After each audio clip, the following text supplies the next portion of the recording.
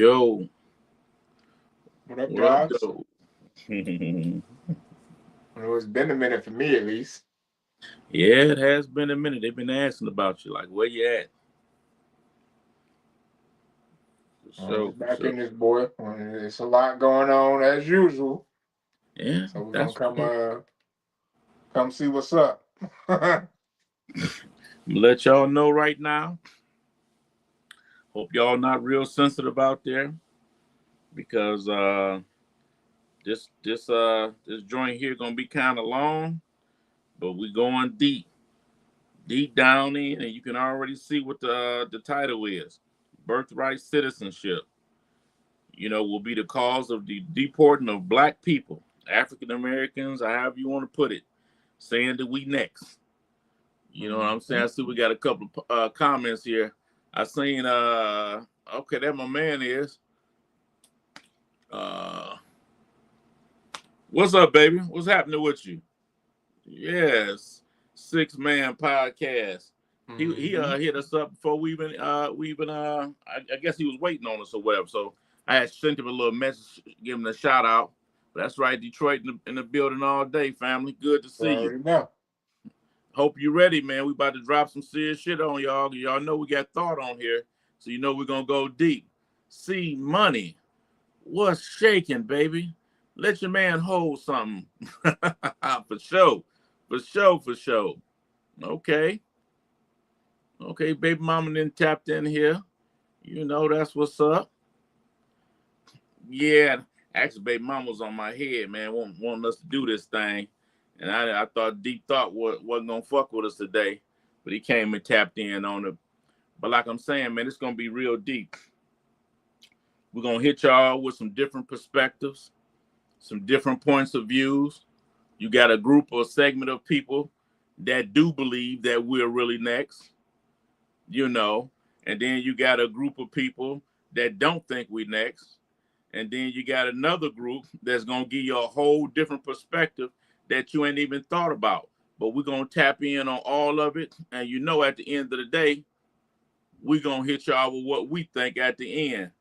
That's right, family. Y'all see 6 Man out there. Hit that like button, subscribe, follow, and all that good stuff. I just hope y'all ready, man. And like I say, I hope y'all not real sensitive because we're gonna hit this topic hard. It's not gonna make you happy. The first few probably gonna piss you the heck off.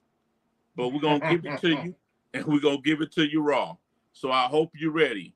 Okay, we got W.J. Thomas up in here. What's happening with your family? Okay, they can't deport us. They can't deport us African Americans, though. Well, see, I hope you're ready. And stay in through the end now.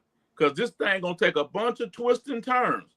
And we're going to speak to the African American thing. We're going to hit y'all with a number of different things. And I just hope y'all ready. And like I said, I hope y'all not sensitive, man. And Thomas, family, follow, subscribe, or whatever, and come fuck with us over here, man. Cause we get it in, and we get it in. We keep it raw, but we keep it, professional. You know what I'm saying? But we don't we don't pull no corners, pull no corners, baby. What you got here? Okay, that's what's up, family. That's what's up. So, I don't know. You ready to dive off into this thing, Thought? Okay, kick it off. Okay, so we about to hit y'all with this first one. Like I said, don't be sensitive. Listen to what's said. State your opinions. You got something you want to say. We're gonna try to get to what everybody's saying. But this gonna be a deep dive. Here we go on this first one. What's that? Don't don't get mad, WJ, because this first one gonna piss you off for real.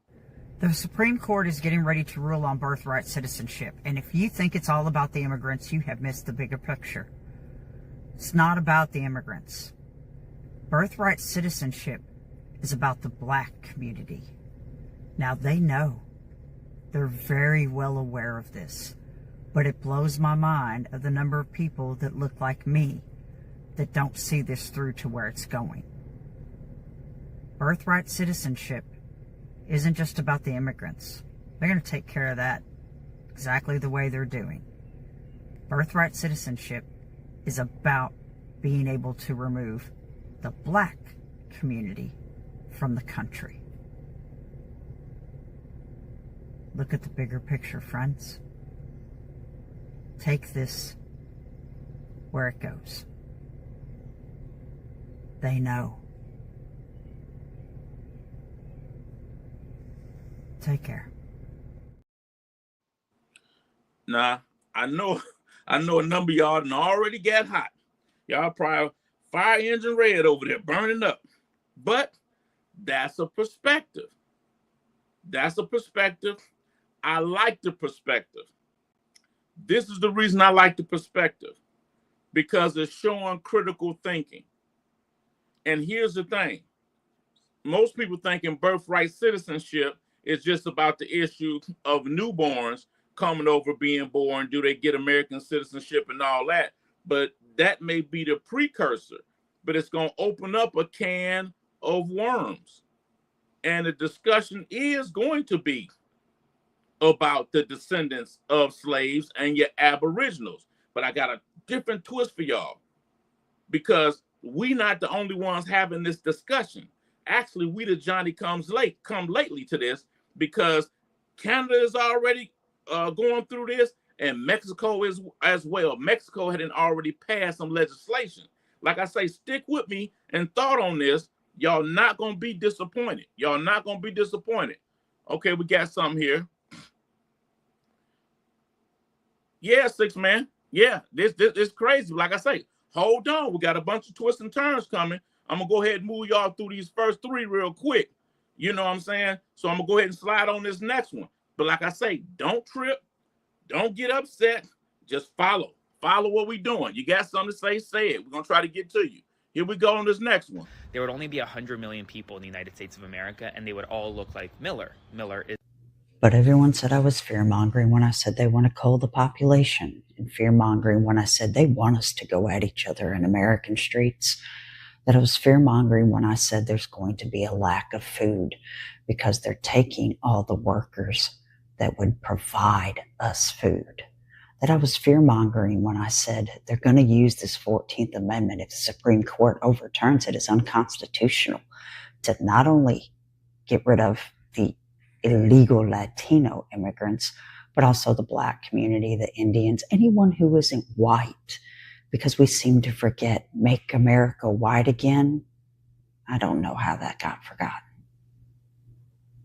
But everyone says I'm just been fear-mongering this whole time from what I see happening and what they're doing. I don't want to do any more fear-mongering from what I see and what I think. God forbid, right? Take care, friends. Now, listening to that, you heard the first thing she said, then you've seen her use an example of what a young man said at approximately 100 million. Now, you got to think in terms of that. I think the population, what is the population right now, thought? Is it like 340? Yeah, like 340, 360, somewhere up in there. Okay. Now, if that's the case, you're saying that you're going to deport 260 million? So a lot of these people saying stuff is not making sense. But I'm thinking we have to look at this debate two separate ways.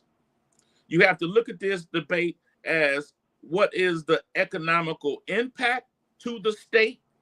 When I say state, meaning the United States.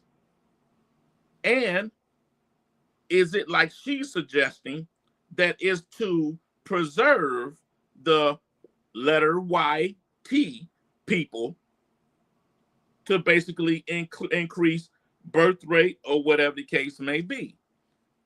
Now, economically, her conclusion does not make any sense.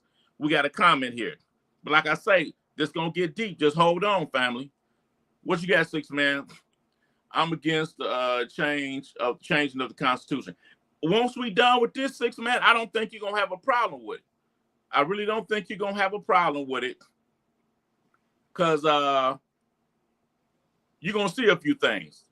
You're gonna kind of go along with my man, what Tom is saying right here. But like I say, hold on. Now we're gonna remember It's an economic concept to this theory.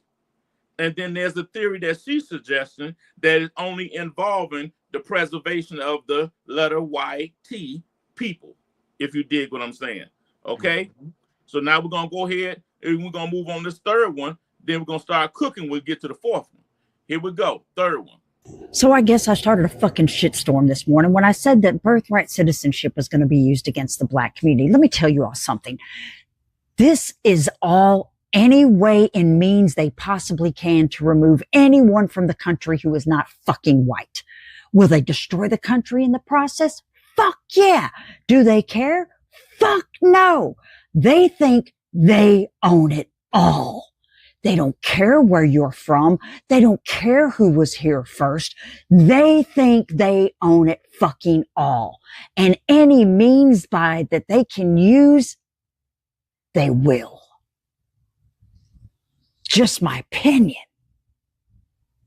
Now, if you can see the bigger picture of where these fucking white Christian nationalists want to take everything, fabulous. And if you don't, okay. Know this much, though. When it all comes down, yes, they will destroy the country. But when all this shit right now comes down, we're not far from all-out conflict in this country, in my opinion. And I would be on the side of anyone who doesn't fucking look like me. Because I've been over it from the beginning. Okay, you heard that? I agree with her premise, but I don't agree with her conclusion through these three videos. Now we're going to jump right into this fourth one that's going to address an economic perspective from the color perspective, and it's also going to cover the history of what the YT people do according to history. This ain't about no race. This ain't about nothing. We're just looking at the conversation, and we're having an open and honest conversation using logic and some things according to history that we're going with. So let me hit this next one. I'm going to let y'all see it, and then we're going to come back and we're going to comment more on it. But after this next one, it's going to start getting deep. I'm warning you now, it's going to start getting deep. Here we go. How do you think the economy would look in America if all the black people just say, you know what, we out? Why do you think they stopping? Your president just banned 12 countries about to ban, he said 25 more. Yeah. And like as I told you, all of them are brown countries. Yeah. Ghana was on that list. So they already seen the exodus of black people getting more passports, getting more documentation for countries. They don't want your money leaving here. So now they about to play more games with us. You see what I'm saying? As far as travel, they know what would happen. Now you got, because when I go over there, or I'm dealing with companies, they want us to come over there because we already know the game they playing. So they're getting educated off of black Americans about the games that's being played. You think that the American economy will collapse? Negro, in the damn ground. And then not only that, which is sad to say, you got a lot of white people who are bigoted and racist. They're going to turn on their own white people because they need somebody to hate. And they are going to annihilate the other white people who still here with them. They need somebody. Think about the Civil War. They was fighting each other. Probably the poor whites. They're going to annihilate. They're going to be the poor white people that annihilate the other ones because they're the ones that ain't got nothing. True, because it's more poor. They ain't got nobody else to hate. If you don't have nobody else to hate here, and that's your culture, that's part of your culture, what you going to do? You about to eat each other alive. Again, but before we even get into this, let me state again. I'm not on no racist stuff. We're not on no, we're just having a straight up ideological, now help me out here, thought. Right. Ideological conversation on the subject. Okay. Now you heard the young lady express right there, the economic perspective. Now let's just look at all the black people being deported out of this country from an economic perspective. Okay, the country, our GDP a year is what, like 3-point-something trillion, thought? Mm-hmm. Okay, now it's said that black community is responsible for like 1.2, 1.3 trillion annually toward the GDP. Now, we only make up 45 to 50 million of the population, if I'm correct. Now, you export or deport all of us, you lose 1/3 of your economic GDP for the whole country. How do you replace that? And then what industries and what corporations or what that's going to be hit the hardest by the removal of 45 to 50 million people of color? There's no way to replace that. And that's the thing, like America is a consumer-based economy, and we're the biggest consumers. If you eliminate that, then you totally have to rearrange your economy, which unless they're working on like cold fusion or something is right around the corner, I don't see that being a viable option. And then we're not even speaking to the amount of money it would take to export or deport 50 million people. You dig what I'm saying? So just speaking purely off of logic and the economic aspect. Now, let's go to the other part of the spectrum. I see your comment. Give me a minute. Let's go to the history of the letter YT people. You can go back all the way back to the 4th, 3rd, 4th, 5th century before they even hit the globe. They always fought with each other constantly. You look at World War I. Where was that started at? In Europe, between them fighting each other. And then they end up in everybody else goddamn backyard fighting. Then you look at World War II. Where did that start? It started with them fighting each other.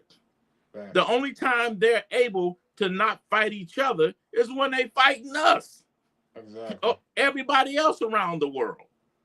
Colonization saved Europe. Before that point, Europe was literally overpopulated and starving to death. It doesn't produce enough food to self-sustain. That's why the trading missions and all that were so important to them, because Europe was starving to death. And that's facts. What you got, Thomas? First, where would they send black? I mean, that's another thing, because you got to compensate wherever you send 50 million black people to. If we decide to go second, those folks, as we say, people are the minority now. It's not enough. And see, that's what we're getting to. That's what we're getting to. The population, death to birth ratio in the Western world is below replacement. I think replacement is at 1.5, which I read in Economist years ago, but I've heard somebody say 2 point something. They're at like 2.3, 2.2. There's no way, and that's a major point that you just made there, Thomas. Major point. Okay, 6 man.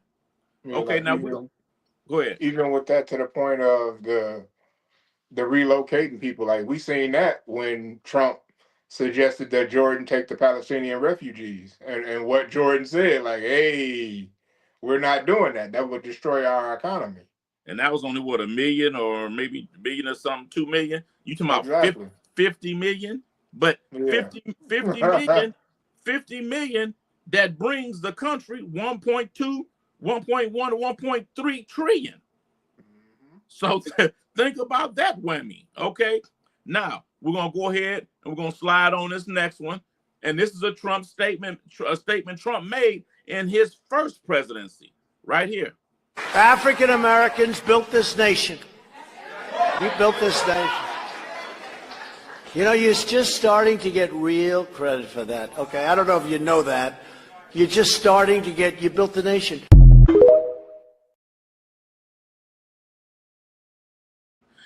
Now, it could be that he doing double talk. That could be the case. But I think that was a precursor of what was to come. You know what I'm saying? What we got here? ATM. What's happening with your family? Okay, that's what's up with you, baby. Glad to see you slide up in this thing, man. You know, tap in with us, man. Subscribe and all that other good stuff. Follow. You know, good to see you up in here. You got any thoughts, man? Tap in. We want to hear what you got to say. Okay. I mean, you know what? I mean, Thomas, You can't say that out loud. Some people might want to jump on us. You get to saying like talking like that. But game recognized game, Thomas, and you looking familiar, baby. You know, even though to the rest of the folks out there, we talking strictly on the merits. We're not being favorable toward nobody. But what I want y'all to pay attention to now is what's starting to happen in this hemisphere. Let me go on and tap on this real quick. I would like to acknowledge that we are gathered on the unceded territory of the Algonquin and Anishinaabe people. This land acknowledgement is a recognition of shared history as a nation, while continuing to deepen my own understanding. It is my great hope that in each of your communities and collectively as a country, a path is found toward truth and reconciliation in both word and deed. Treaties are with the Crown, and it has been a long time, since 1977, since a sovereign read the speech from the throne to open a sitting of Parliament.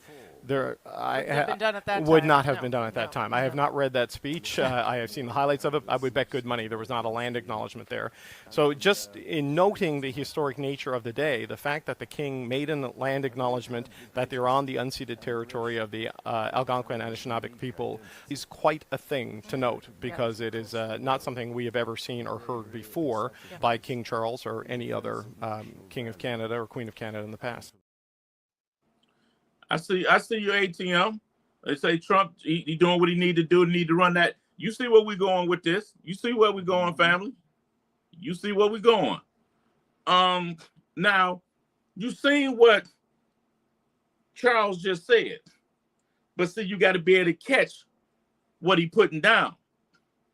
Okay, I got another video that's coming about 1 or 2 after this that's going to explain why he ran his ass over to Canada real quick.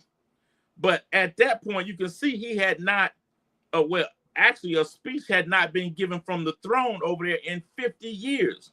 But he started his speech out saying what? This land that we stand is the Algonquin. What's the Algonquin? What do you say? Algonquin.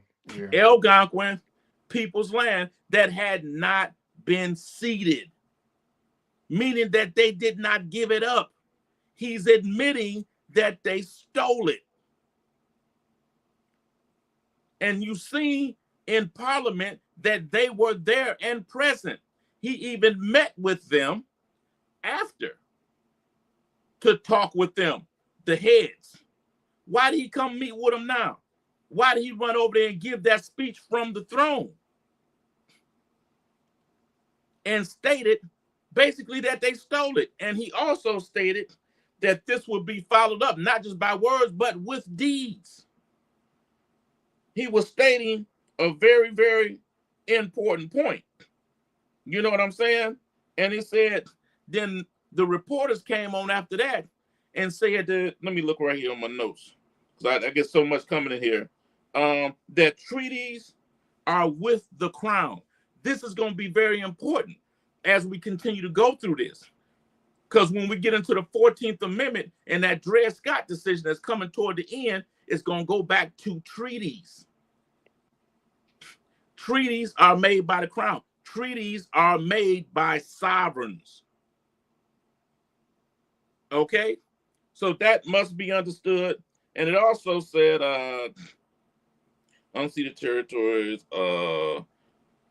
He also, first time, as the reporter stated, the first time you ever heard a sovereign, especially from the throne, speak anything about land. Mm-hmm. He's putting that on the record.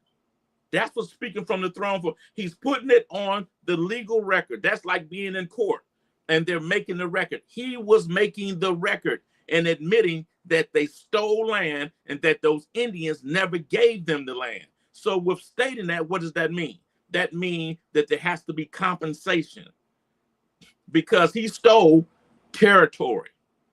Understand, a state like the United States is on a territory. The territory belongs to a sovereign. Okay, without getting so bogged down all deep into that, because I ain't trying to rock y'all to sleep, let's go ahead and move on to the next. Now, I want y'all to pay attention to this. Now Charles is in England, the one I'm about to play now, But he's supposed to be, the monarch is supposed to be just a celebratory type position. It has no true power, right? Listen to his words.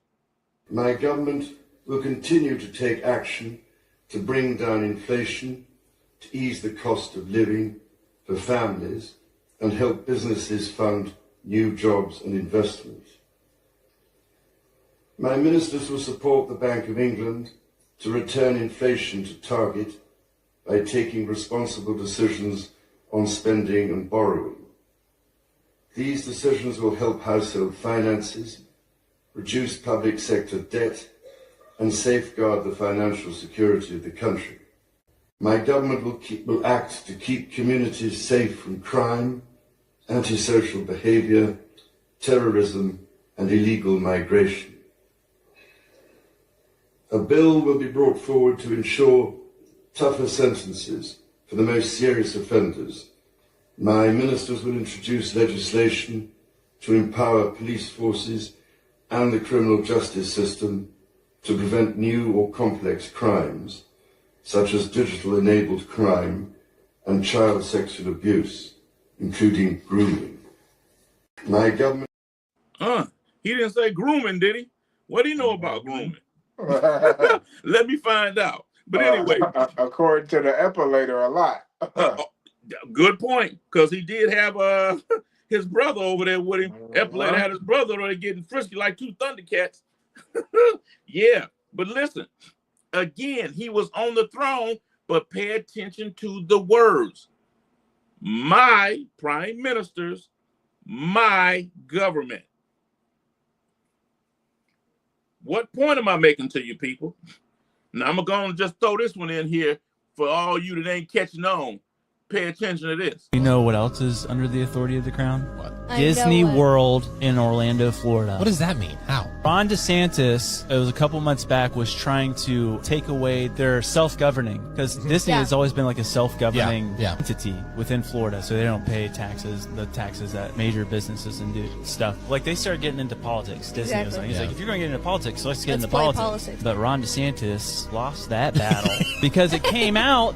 Disney's like, hey, why don't you just read this piece of paper that we have? We are under the Royal Family Clause, which basically means Disney World within Florida is technically owned by the Royal Family of England. How? They did some sort of exchange. They would have had to have like given the land to the crown, and now it's protected. They basically said Disney is the corporate owner of this land, but the royal family owns this land. The U.S. cannot tax what is the royal family. Why do they own U.S. land? What's the Florida version of the Boston Tea Party? We go to Epcot and we just trash the UK part. No one touched Germany.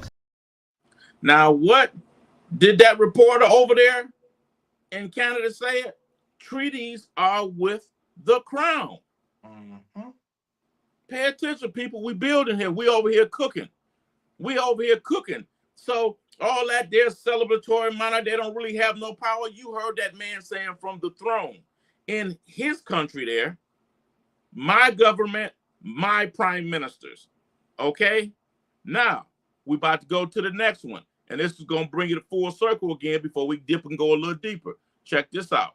Breaking news. King Charles just shocked Canada. Here's why it's about Trump. Wait, are they seriously doing this right now? King Charles is personally speaking to Canada's parliament for the first time since 1977. And it's not just a royal visit. It's a power move against Trump's wild talk of making Canada the 51st state. While Trump jokes about annexing Canada and slaps tariffs on their goods, the king's visit screams one thing: Canada's sovereignty is not for sale. The speech from the throne, usually read by the Governor General, is being delivered by the monarch himself. That's a bold statement in the middle of rising tensions. You work hard, pay taxes, and while you're watching this drama unfold, leaders are playing chess with your future. Sound fair? Nope. Trump calls the U.S.-Canada border artificial and talks marriage with Canada like it's property. Meanwhile, Canadians rally behind their monarchy as a symbol of independence and pride. Is this just tradition or a subtle warning shot? The king isn't naming Trump outright,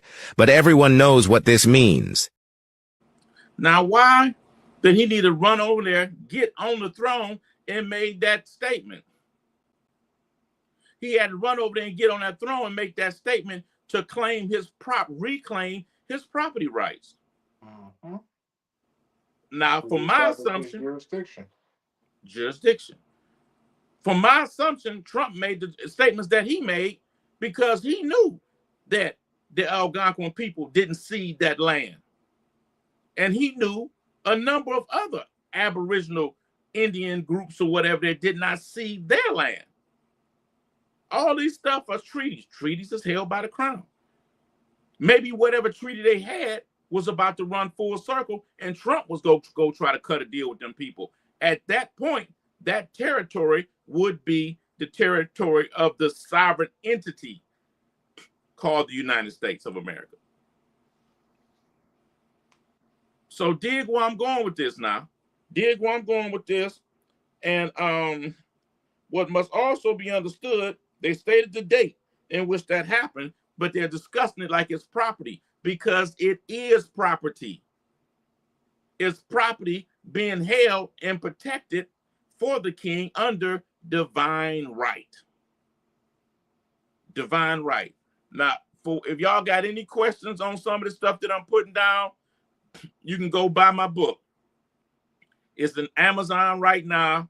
You can get the audio where you can just listen to it. It's 100 and some pages, but it got all the history of the sovereign jurisdiction and all that stuff in it. That's real simple with a lot of footnotes for you to follow. And you know what I'm saying? And critique what I'm doing. Now, let's go ahead and slide on this next one. This next one is going to explain what's going on in Mexico. We already talked about Canada, the crown, and land that was stolen from them Aboriginal Indians up there. Check this out. Recently, La Presidenta de Mexico, Claudia Sheinbaum Pardo, signed 2 edicts into law, which are breathtaking to say the least. What she did and what she signed into the Mexican Constitution are 2 parts. The first part was that the indigenous people within Mexico of many different tribes will now have the ability to have their own sovereign nations. So basically, a commission is set up to recognize those indigenous nations within Mexico and teach them and show them how they can rule autonomously and set up their own rulership over their own people. The second part of that edict that was signed into the Mexican Constitution recognizes, and hear me out here, Afro-Indigenous. Written into the Mexican Constitution, it is now law that the Afro-Indigenous are recognized as full citizens of Mexico and are afforded their indigenous status. And then she went on to state that Mexico recognizes that Afro-Indigenous people were on this continent hundreds of years before the Spaniards stepped 1 foot on the soil. Now that's heavy. Most definitely. That's heavy. Now I hope y'all caught everything that he was saying. He spoke about this doggone camera acting fool again. Hold on a minute, y'all.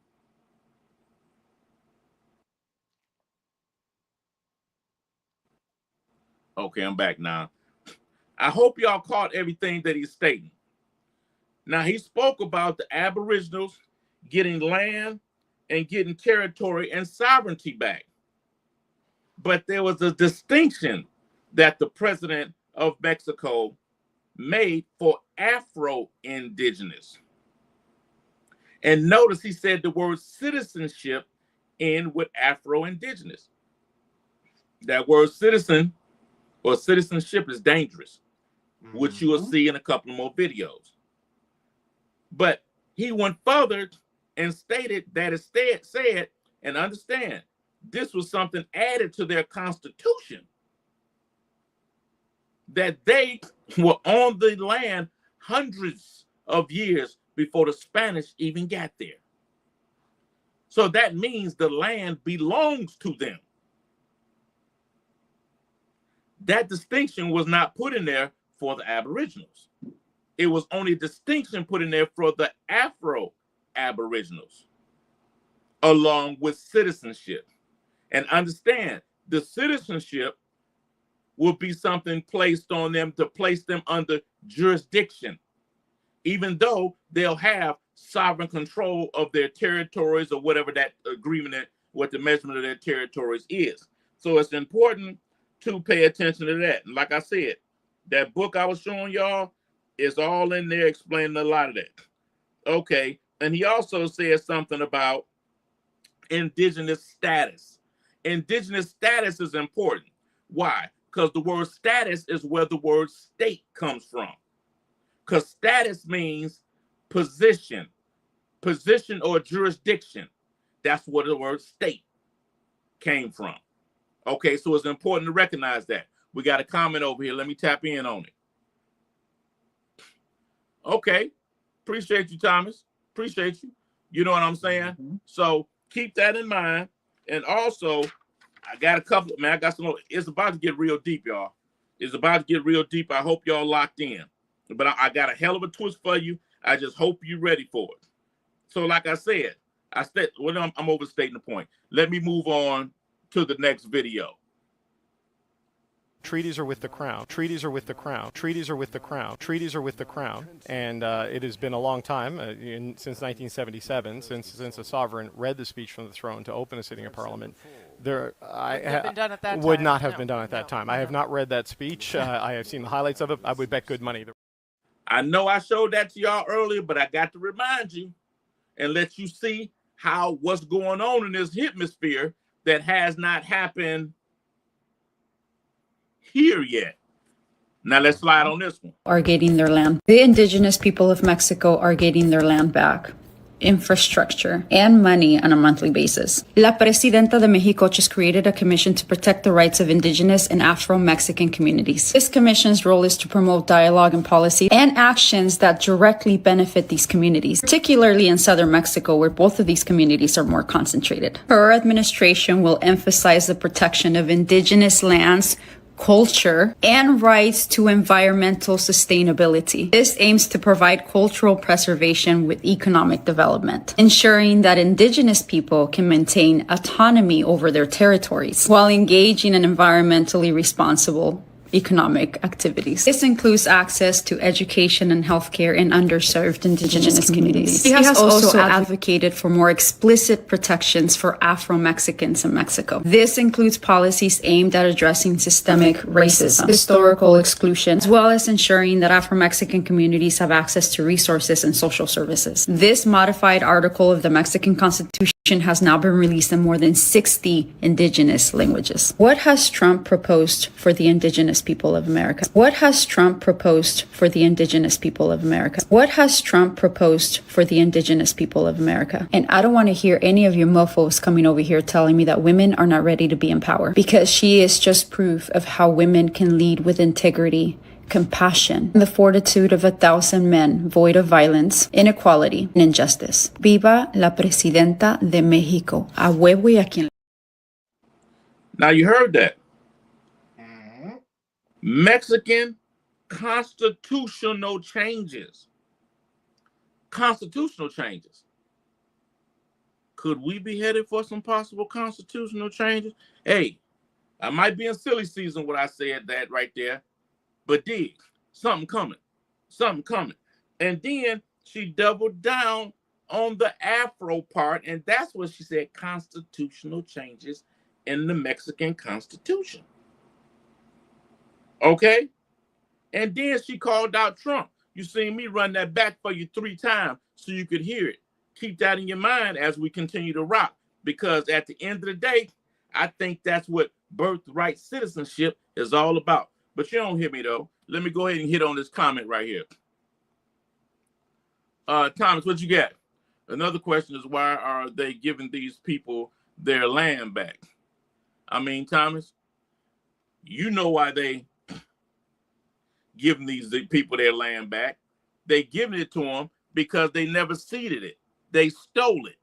Mm-hmm. I mean, we just keeping it gangster here, and I'm gonna hit y'all on this again. I'm not trying to sell y'all nothing. I'm just putting you on game right here. My book is right over here on Amazon, audio book, the whole 9. It got all that information in there with how they started and how they built the whole thing out. It's all in there. Through slavery, the whole 9. It's all in there. And the British Empire is in there big time, going from the Magna Carta. Magna Carta, as I said on this channel so many times, means Magna, great. Charta means charter. You look up charter in the dictionary, it's going to tell you corporation. And off that corporation, you ended up with your judicial system. You know what I'm saying? I'm going to read y'all something right here. I was going to read this at the end. But I'm going to read y'all something real quick. This comes from Capitalism and Slavery, Eric Williams' book. I'm going to read y'all this. Pay attention to this, what I'm about to read y'all. This is going to blow your mind. Right here. In the words of Professor Phillips, the plantation system was less dependent upon slavery than slavery was upon it. Dig. The plantation system formed, so to speak, the industrial and social fabric of government. While slavery was a code of written law enacted for that purpose. So what is that saying? What it's saying is slavery and the slave code laws for industrial and social fabric of the government was the foundation of all these laws. And this would become the future template of how labor, social structure would be formed in this country.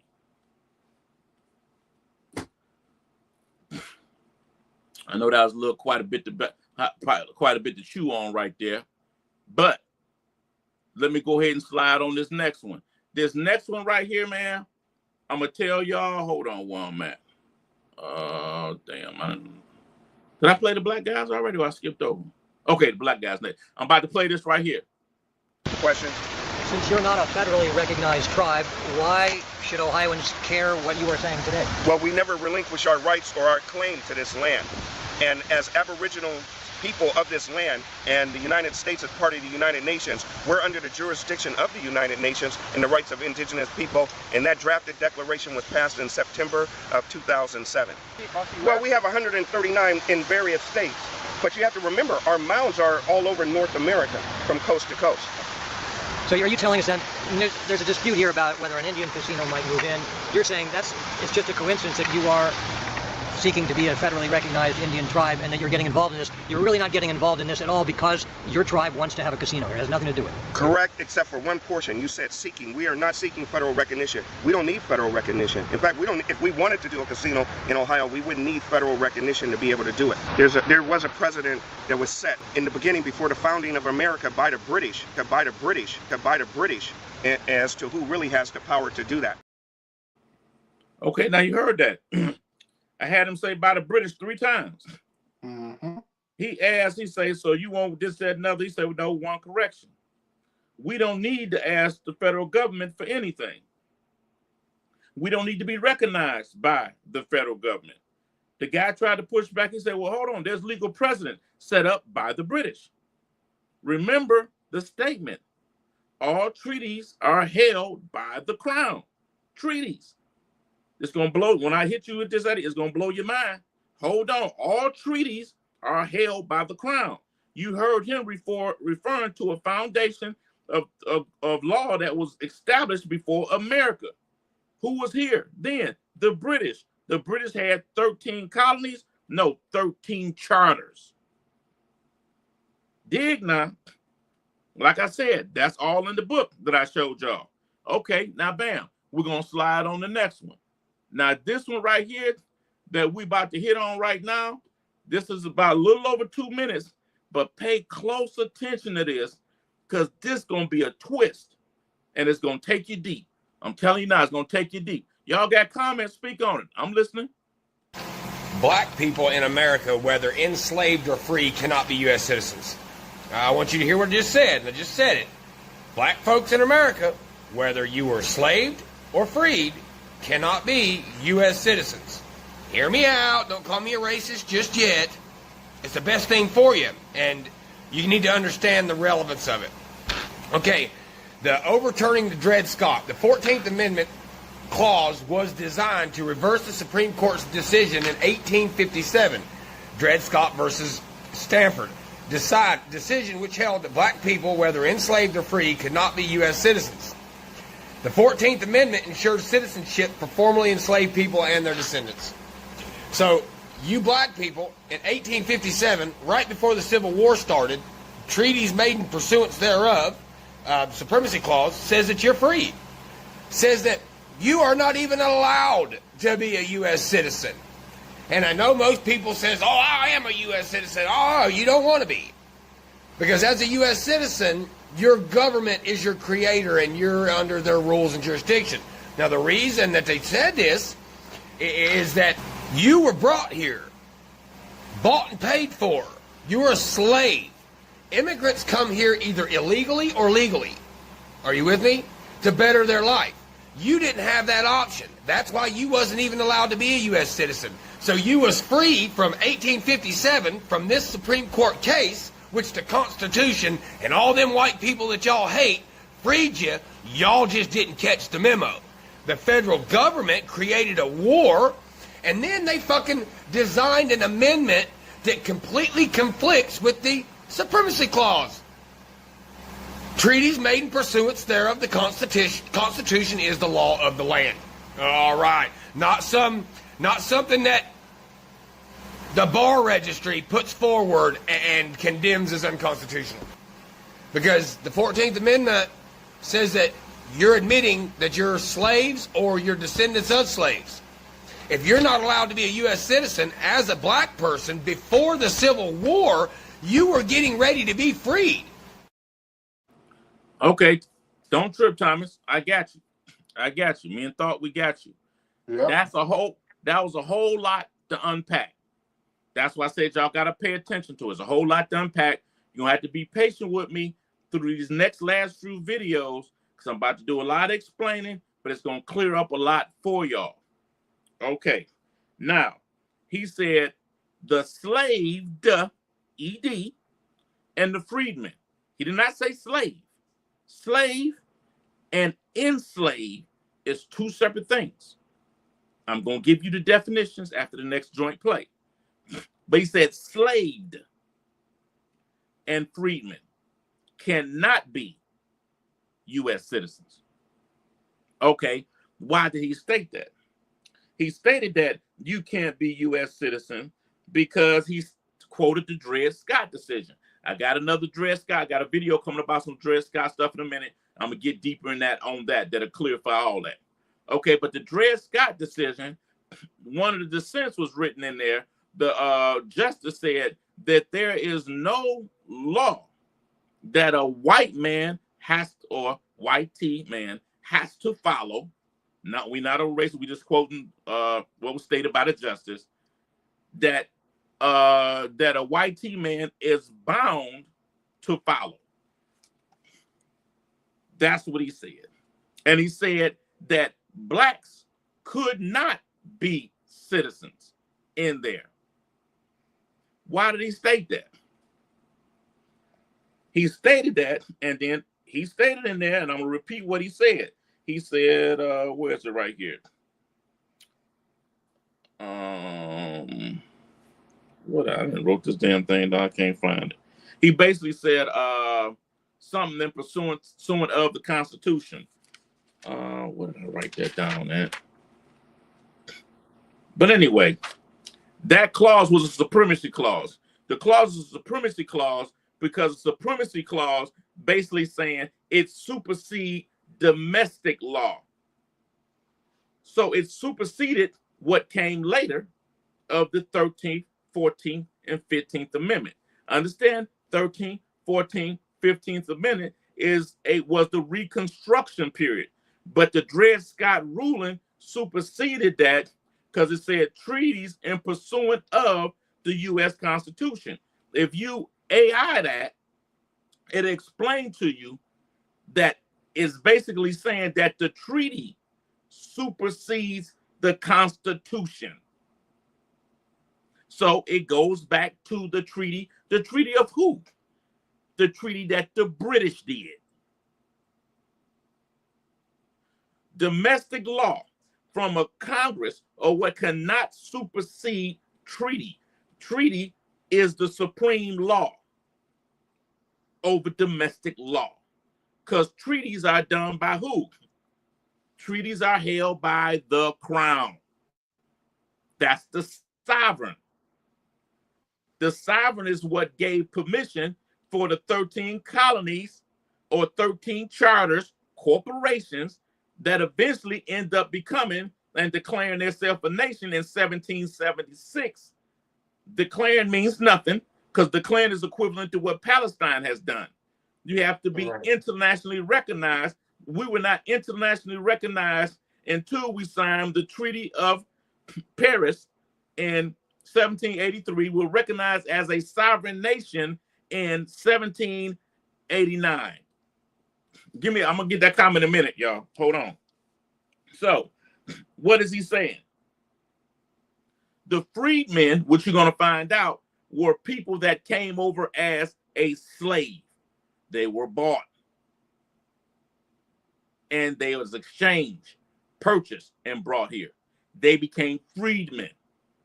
But you had a group of people that were already here that were enslaved. So what he's saying is that you got tricked because you were freed. They came up with amendments of 13th, 14th Amendment and said the descendants of slaves. So in order to accept that citizenship, you were basically virtually admitting that you were a slave and not enslaved. Dig what I'm saying? Okay, let me hit this comment, then we're gonna go deeper.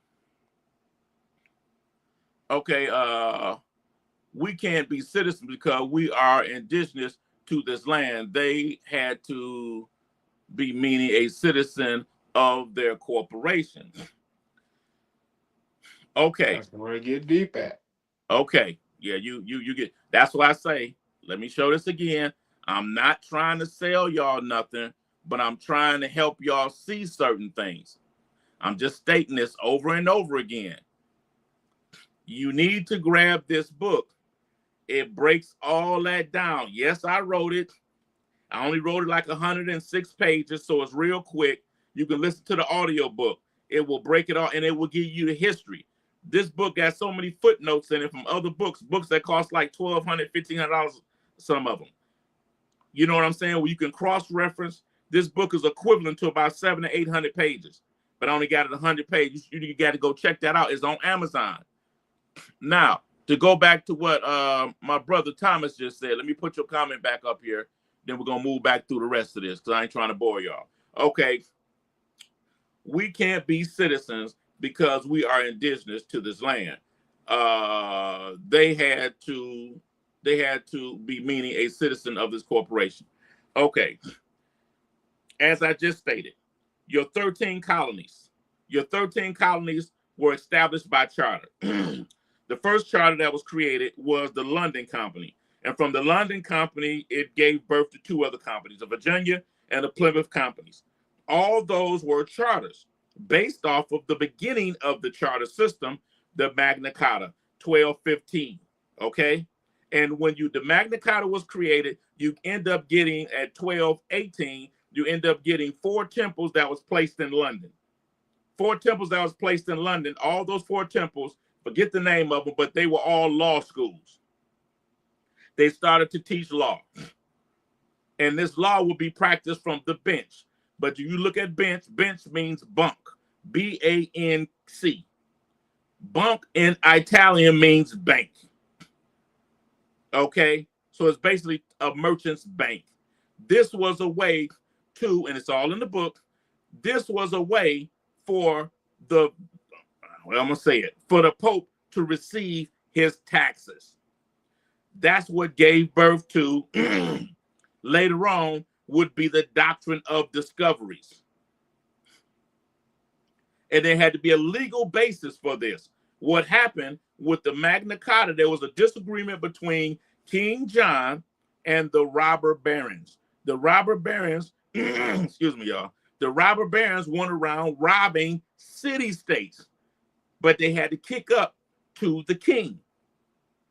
The king gave over his sovereignty to England, all this is historically accurate, to the Pope, and the Pope in turn gave him Ireland and Scotland by treaty for 1,000 years. 1215, 1,000 years. Okay, now, what am I saying? Everything after that became charters. If you look at your city that you in, you got a charter of Detroit. You got a charter of, you see what I'm saying? Mm-hmm. Okay, now we know that charters mean corporations. So here's the trick, Thomas. Listen to me. Okay, let me give a shout out here right quick. Okay. What's up, Marcus? Good to see you in here, family. Yes, that's how they got jurisdiction. There you go, family. There you go. Hey, yo, follow, subscribe, bro.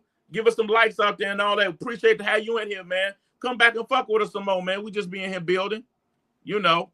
Now, what was I at thought? Okay, so the 13 charters, 13 colonies with 13 charters. The charters declared independence. That was to get nationhood. Okay, now there had to be a fight over that and that whole nine and all that go through. But the point is this: you got three levels of government, right? Thought. Okay, he out there somewhere. Okay, you got the executive branch, you got the legislative, and you got the judicial. Okay, go back to the Magna Carta. The Magna Carta, it was two parties in there. It was the king and it was the robber baron. The robber baron basically became the corporations of the charter. Then they established law in London, and the Vatican took over London. Okay, that's where it would receive its taxes at. The law, the third branch of government, will become the arbitrator between the king and the robber baron. So what am I saying? To your point, Thomas, whenever you have a constitution is basically the agreement between the legislative body and the executive branch. And you got the arbitrator as the justice system to arbitrate disputes. Every corporation has a constitution or a charter. You dig what I'm saying? So you got an executive branch. The only thing you had an aristocratic situation that got added to a plutocratic. So you still have a corporation in the form of your constitution with the executive branch, and you got the executive branch that represents the sovereign entity. You dig what I'm saying? So that's what you got to keep in mind. Now, they say that the sovereignty is held in with the people. So what happens? When we vote, you voluntarily give up your sovereignty to your representative in Washington. You dig what I'm saying? So that's what you got to keep in mind. I hope I kind of answered your question. So, I mean, what you're saying, right, Tom, but sometimes people be kind of getting that twisted, but you're right. The citizenship is up under, people don't like to use that description, corporation. Mm-hmm.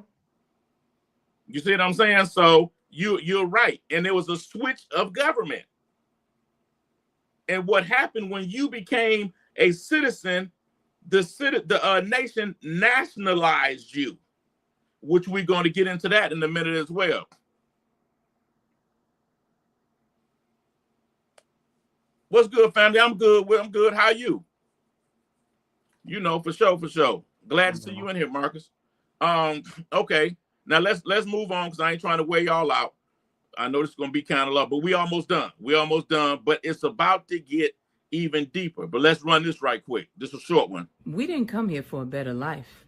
We came here against our will to give a better life to other people. Our history is different from yours. We are not here for the same reasons. Oh, these facts, man, these facts, boy, they just be, they are unrelenting. Facts. All right, I'm out. Okay, that speaks for itself. Now we about to get into this comment about the Dred Scott. Based on what the Supreme Court did today, if anybody is having any conversations around birthright citizenship or citizenship as a whole, if you do not know who this man is, you should be ashamed of yourself. Because it's as a result of Dred Scott that birthright citizenship can exist. Dred Scott was enslaved by a U.S. Army surgeon by the name of Dr. John Emerson. Emerson took Mr. Scott to an area which would be considered between Illinois and Wisconsin, which at the time, slavery was illegal. When Emerson died, Dred Scott tried to buy his and his wife's freedom from Emerson's widow, to which she refused. And this man, in the 1800s, sued her. This black man's case went to the Supreme Court in the 1800s. And one of the most infamous quotes that sets the precedence for how we are still treated in this country till this day as Black Americans was stated by Chief Justice Robert B. Taney, that Black people have no rights that a white man is bound to respect. The Dred Scott ruling of 1857 said that Black people were not citizens and that we were not even allowed to sue in federal court, that Congress had no power to ban slavery, which invalidated the Missouri Compromise, and that Mr. Dred Scott had no legal standing, although he was in a state where enslavement was illegal. Dred Scott passed 1 year later, never to have seen the abolishment of slavery in the 13th Amendment, nor the rise of birthright citizenship with the 14th Amendment. So let him be a reminder that citizenship has always been racialized and contested. Sometimes we have to stop getting emotional. Facts. We have to stop getting emotional. Now that justice may have said there's no law that a white key person is bound to respect. He may have said it nasty and what to say, but he didn't lie. What he just said and what she just said, but that we get so emotional over, and right here, Marcus said right here, jurisdiction. That's the only thing the Supreme Court was talking about. That's the only thing that justice was talking about. They did not have jurisdiction over Dred Scott. That's all that meant. Jurisdiction means authority. And the dentist or whoever he was that enslaved, again, enslaved mean a condition you place upon someone that's free. He enslaved him, basically captured him, enslaved him, and took him somewhere else. So Dred Scott sued and went into the venue that could not help him because he had no legal status. Why? Because what was being done to him was based on a statement of treaties in pursuant of the Constitution. The treaty, the guy was operating under the treaty that the British had, and that treaty could not be superseded by domestic law. And that's all that justice was saying. And that's what the other constitutional hillbilly was stating, that we cannot be citizens because we were under treaty. And then we got tricked as well, my man said he said, got to give him his credit. Right here, as Thomas pointed to, meaning a citizen of their corporation. And by accepting the 14th, excuse me, I've been talking so much. By accepting the 14th Amendment in citizenship, you are self-identifying as a slave. Because that's the only way to earn that. Okay? So I hope I kind of explained a little bit. Now, let's move on to this other joint right here. What Trump said the other day when he got the victory he was looking for. an amazing period of time this last hour. There are people elated all over the country. I've seen such happiness and spirit. Sometimes you don't see that, but this case is very important. It was a grave threat to democracy, frankly, and instead of merely ruling on the immediate cases before them, these judges have attempted to dictate the law for the entire nation. In practice, this meant that if any one of the nearly 700 federal judges disagreed with the policy of a duly elected president of the United States, he or she could block that policy from going into effect or at least delay it for many years. Tied up. Thanks for this decision, and thanks to this decision, we can now promptly file to proceed with numerous policies that have been wrongly enjoined on a nationwide basis. And some of the cases we're talking about would be ending birthright citizenship, which now comes to the fore. That was meant for the babies of slaves. It wasn't meant for people trying to scam the system and come into the country on a vacation date, the exact same date, the end of the Civil War. It was meant for the babies of slaves, and it's so clean and so obvious. But this lets us go there and finally win that case, because hundreds of thousands of people are pouring into our country under birthright citizenship, and it wasn't meant for that reason. It was meant for the babies of slaves. The babies of slaves. Of slaves. Not the enslaved, of slaves. Mm-hmm. Very specific. Now, we're going to slow it down for, I only got like about 2-3 more videos for y'all, and we done. Let me take y'all through these definitions real quick, just to give a better understanding. Let's look at the definition of slave. Where we at? That ain't it. That ain't it. That ain't it. Okay, hold on, y'all. Is that one? No. Oh my God! Don't tell me I didn't put it up here. What you looking for, bro? The fourth definition. Okay, here it go. Okay, this is the original definition of slave. The definition of slave that the Western world has been using is an expansion of the definition. The definition of slave has always historically meant prisoner of war. Check it out. To become a slave, historically, individuals could be slaves through capture in warfare or raids. In context of the transatlantic slave trade, understand, it's making this distinction. Historically, through warfare and raid. But it said in the context of the transatlantic slave trade. Talking about us now. So that's an expansion of the actual definition. They expanded it out of warfare and raid. In the context of the transatlantic slave trade, this often involved European purchasing people from African kings, a sovereign, and chiefs, a sovereign, who captured individuals and engaged in warfare to obtain people to sell. Now, from the African perspective, they were fighting wars and getting rid of people. Okay? So that's what that was.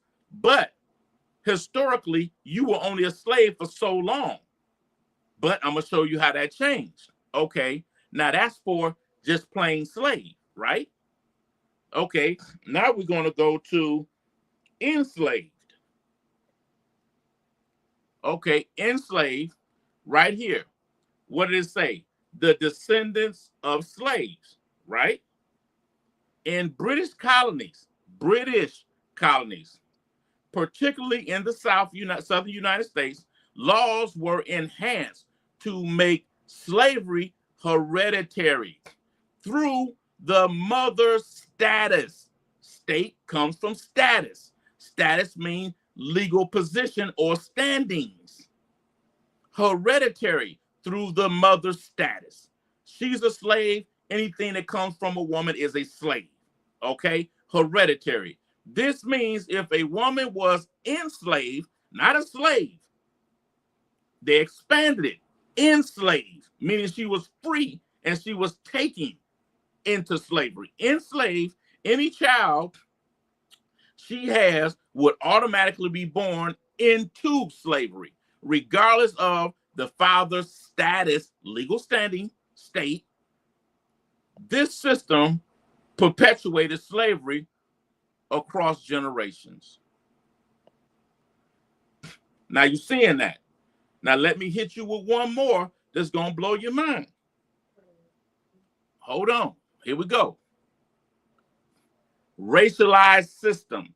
That means it evolved again, meaning colonies, colonial legislatures developed a strict racial system that defined enslaved free people, speaking to what the brother said about people was free, we were free, defining enslaved Africans as property based on their perceived, meaning how you look, racial differences, meaning the color of your skin. This linked slavery permanently to African ancestry. Evidently, it wasn't only here. It was in Mexico and all down there. But anyway, reinforcing a racial hierarchy and solidifying the idea that only people of African descent could be, here you go again, not slave, enslaved. So they started out paying for slaves as a purchase, and then they just started stealing you. So that goes to what one of the brothers say. We were already here. So the freedmen, when you hear that name freedmen, those were the ones that were actually brought over here and purchased in Africa. The rest were already here and enslaved here. And they were able to do it under the British rule and treaty, which the American government could do nothing about. Okay? Now I know we're running long. Let me go ahead and get these other ones and get on out y'all way. Now, this is something Trump said that might surprise y'all. Discussing Indian blood, we're going to judge people by whether they have Indian blood, whether they're qualified to run a gaming casino or not? That probably is me, absolutely. Because I'll tell you what, if you look at some of the reservations that you've approved, you, sir, in your great wisdom have approved, I will tell you right now, they don't look like Indians to me. And they don't look like the Indians. Now, maybe we say politically correct or not politically correct. They don't look like Indians to me, and they don't look like Indians to Indians. Hey, that man looked pretty good back then, didn't he? Look a whole lot different right now. But one thing you can say, if you can't say nothing else, he consistent. He been saying that for a long damn time. Okay. Look, you got Thomas over here cracking up. He been a clown for a long time, Thomas. He been clowning. So you with your infinite wisdom. Now, we got two left for y'all. We're going to go ahead and run this other one. And then I got one more after that, real short one. And then I'm going to make some comments. We're going to see what Thought talking about. And then we're going to go on and get out y'all way. So let's go ahead and run this. This is an interesting perspective. Oh, let me get this other comment right here right quick.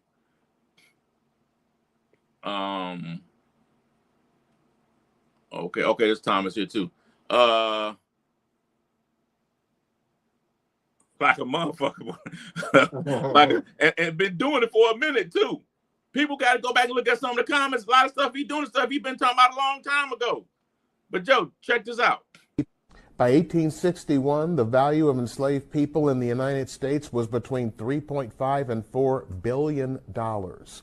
Enslaved people were the single largest asset in the U.S. economy, worth more than every manufacturing and interest and railroad combined. That's how we were harvesting 1.5 million pounds of cotton every year, not to say anything of the tobacco, the sugar, and the rice. And the economy went from reliance on the transatlantic slave trade, which the Constitution kept open until 1808. We went from there to reliance on the domestic slave trade. That means breeding black women to have children to continue America's production of cotton, tobacco, sugar, and rice. And of course, it wasn't just the products, it was the institutions and the industries that they drove. And our economy was booming because it had been built on unpaid labor.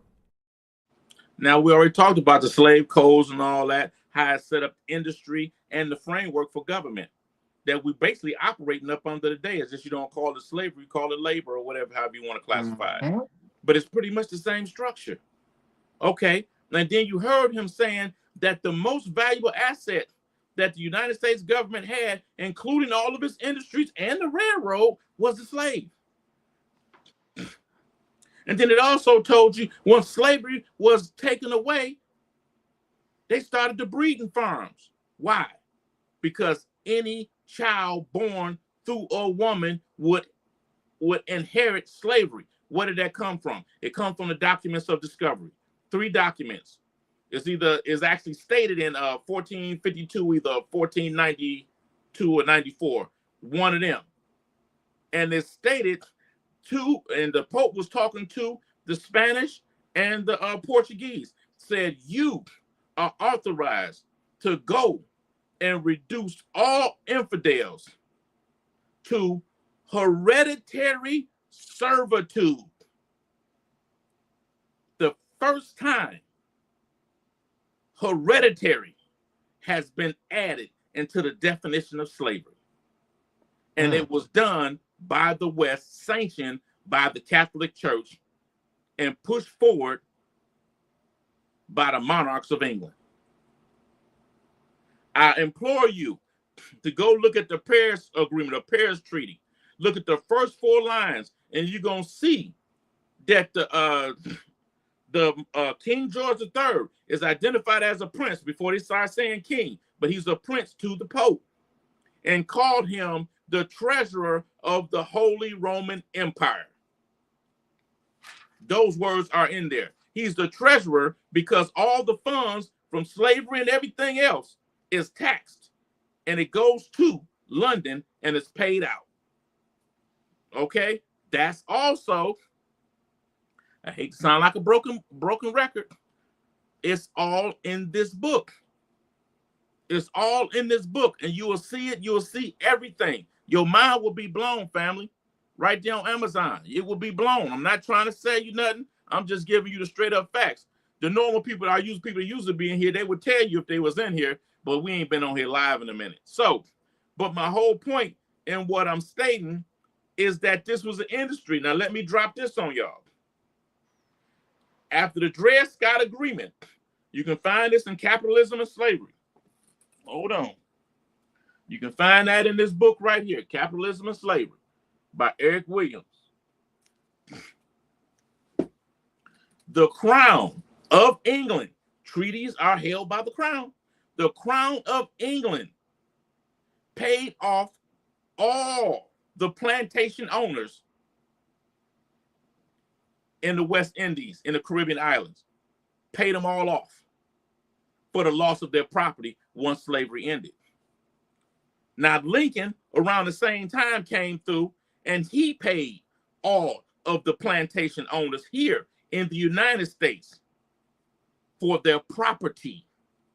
That was the actual first bailout. The first bailout wasn't done under Obama with the Big Three. The first bailout that was done in this country was done with the buying out the slave owners.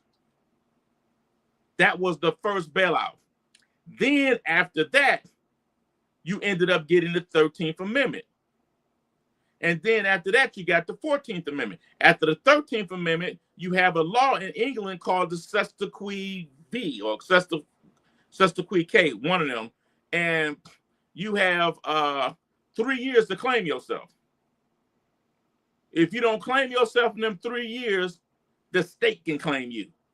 After the 13th Amendment came, we were free. We were really freed under Dred Scott.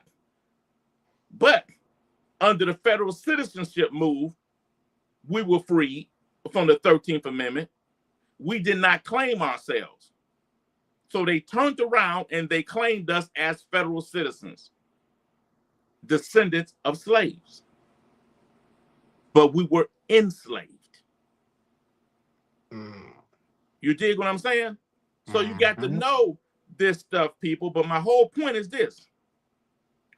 They paid them off, and you just heard the man say, we were the most valuable asset of this country. They turned around, federal civic, and nationalized. What do you hear? When a country say, we want our gold back, America, what do they say? The country nationalized their gold. If an oil company is in your country digging and getting a percentage of the oil and paying you, and you nationalize it, that means you take it in national interest. We were claimed as a national asset. Do you think at all possible that they're willing to get rid of us?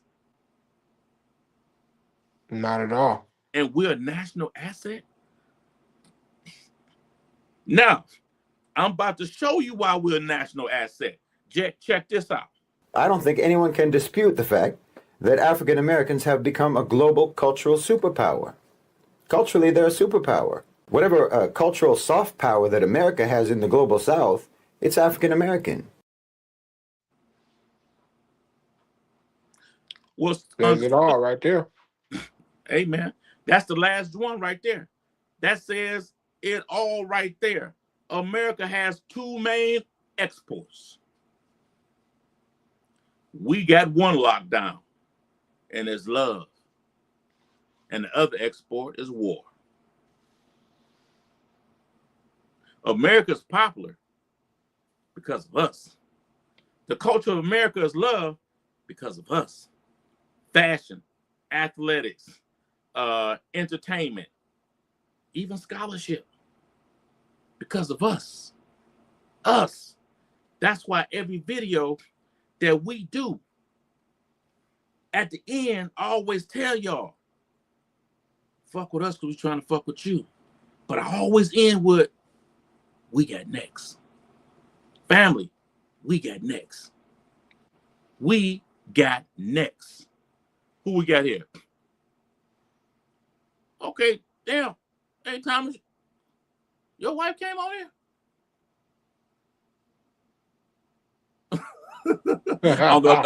I'm joking. What's up, family? How you doing out there? Black people can't. Oh no, you can't be. You can't be. I think that was who was that? Was that Thomas said that in the beginning that we can't be? No, we can't be, and we can't be for more than one reason. We can't be for more than one reason. You know what I'm saying? We were enslaved. We are the Aboriginals. But what y'all got to look out for is this. And I'm going to get the rest of the comments. What we got to look for right here is this. What the Italians say.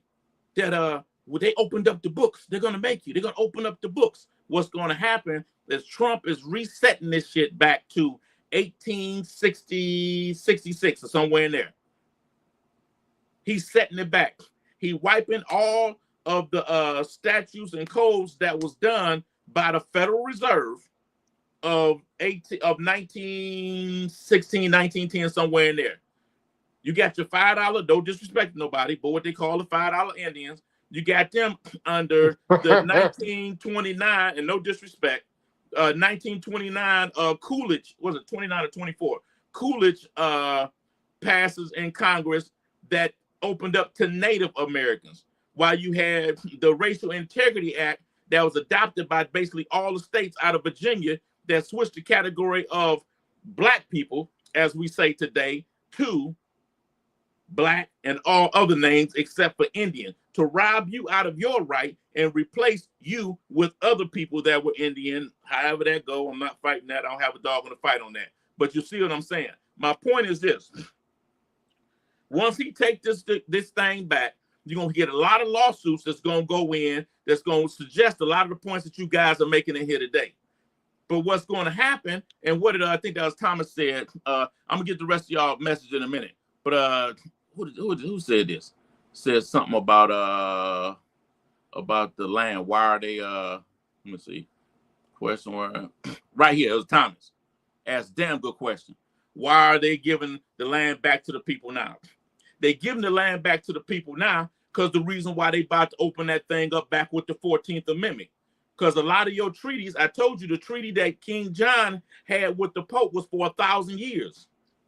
And then when he did that treaty with the Pope, and that was in 1213, 2 years before he did the Magna Carta, all of his rights, is said in the contract, he will retain his regal rights as privileges. Privilege. You dig what I'm saying? So y'all got to follow me on this. So a lot of these treaties are coming to an end. So they have to be redone. You're about to go into a different system. You're going to move from what's called the nation state. The nation state was born in the Westphalia Agreement 1648. You're moving to a different form. You're moving to a Greek form. The Greek form is where the original idea of state came from, city-states.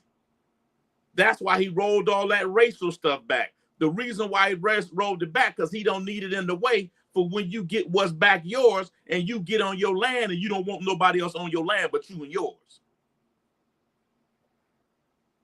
Y'all see, y'all have been in the street. Y'all know what that risk is. Y'all know what that risk is. I got the fork bent and everything. I'm cooking, baby. I'm cooking. You know what I'm saying? So that's what's happening, family. That's what's happening. But what y'all got to look, you got to look out for the play. Because that citizenship is going to be offered to you again. Descendant of slave. To accept that is to accept you're self-identifying as slave. So dig that, man. Follow that. Okay, okay, Thomas, you over there clowning. It's always been okay. Oh, you must have been cracking up when I asked was Bonnie your wife? That probably is your wife. Your ex-girlfriend or something. Go on, tell the truth, Thomas. Go on, tell it. Let me find out, Thomas. Your woman coming up here to find out where you at. Is you at home, Thomas? Let me find out your woman coming in and see where the hell you at, stalking you. Let me find. Hey, Bonnie, tell us the truth. Tell us the truth. Thomas, your man, you ain't looking for him. Yeah, Tommy, man, we be in here clowning, man. And no disrespect to you, man. Just having a little fun. But yeah, man, I think that wrap it up for the night. What you think, Thought? Yeah, I think that I think you took them down through there and explained everything and tied it together perfectly. Any questions anybody have, hop in the comments with us. But I think that was a thorough explanation. Anybody in the comment, you got anything you want to ask or whatever? Because we about to get on out y'all way. For y'all that's on here tonight, man, I just want y'all to say a prayer for me and my family.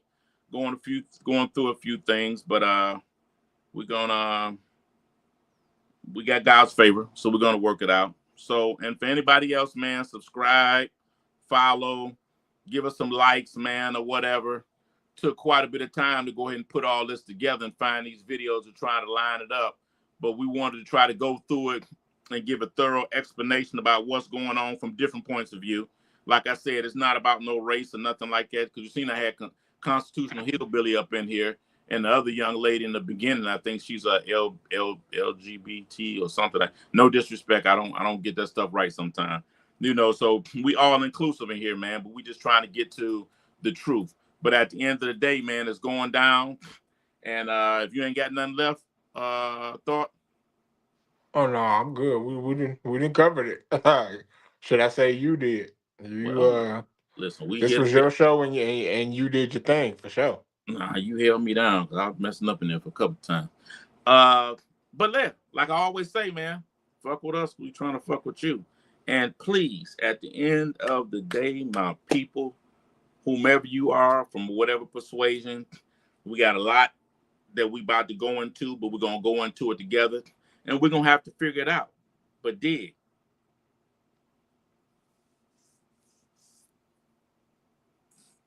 We got next. Deuces.